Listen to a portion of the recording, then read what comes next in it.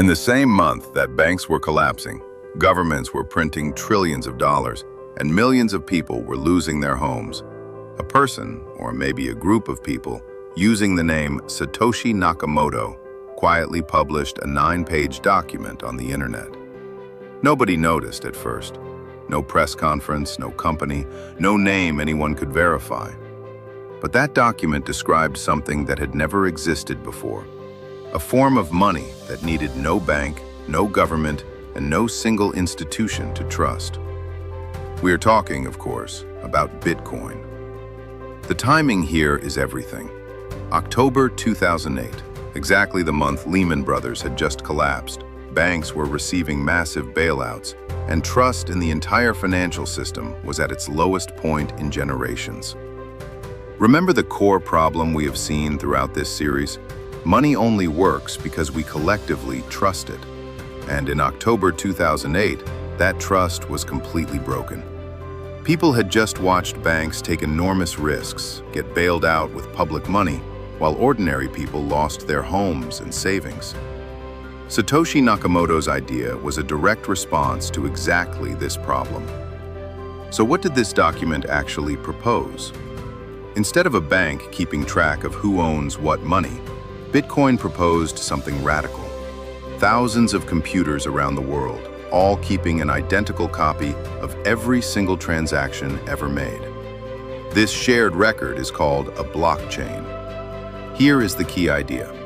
No single person, company, or government controls it. If you want to cheat the system, you would need to convince the majority of all those computers simultaneously, which becomes almost impossible as more computers join the network.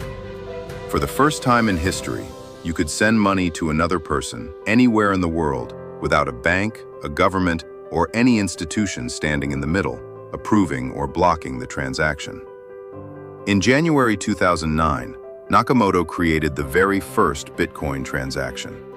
Embedded inside that very first block of data was a hidden message, a newspaper headline from that exact day: Chancellor on brink of second bailout for banks.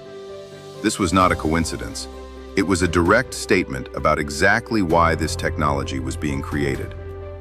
For the next few years, Bitcoin was used by a small community of programmers and cryptography enthusiasts.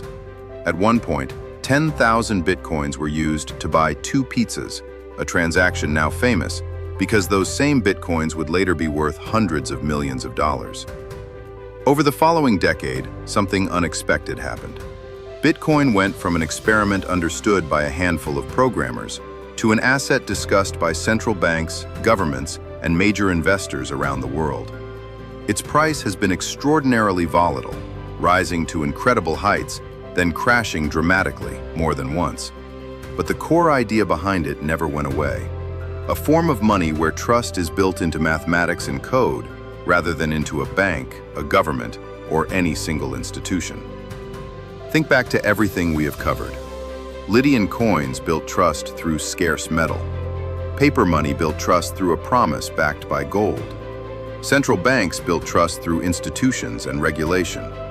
And when that institutional trust nearly collapsed in 2008, Bitcoin proposed something entirely different.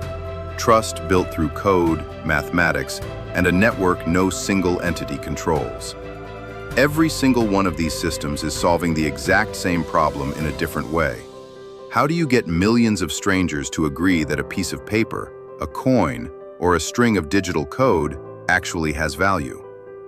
So is Bitcoin the future of money, or just another chapter in this very long story? Honestly, nobody knows for certain. Not economists, not governments, not even the people who use it every day. What we do know is this. Humans have been redesigning the idea of money for thousands of years, from coins to paper to digital ledgers to code. And every single version was built on the same foundation we have talked about since our very first video. A story we all agree, together, to believe.